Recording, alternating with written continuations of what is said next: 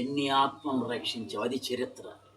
ఎంతో సంవత్సరాల నుంచి వస్తున్నావు కానీ నువ్వు రావటమే కష్టంగా ఉంది. నిన్ను నువ్వు కాపాడుకోవటమే కష్టంగా ఉంది. దేవుని నమ్మిన తర్వాత నా మట్టుకైతే బ్రతుకుట, దేవుని కోసం నిలబడాలి. చరిత్రను తిరగ ఎన్ని ఆత్మలు సంపాదించావంటే నన్ను కాపాడుకోవడమే సరిపోయింది అన్నట్టుంటే ఉపయోగం లేదు.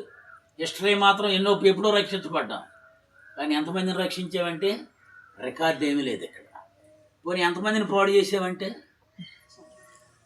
సరే ఎంతమందిని నాశనం చేసావంటే అవి బాగుంటాయి రికార్డులు, కానీ ఎంతమందిని రక్షించావంటే రికార్డు లేదు ఇక్కడ. చరిత్రను మార్చుతాడు, చరిత్రను నడిపిస్తాడు, చరిత్రను తిరగరాస్తాడు, చరిత్రను క్రియేట్ చేస్తాడు.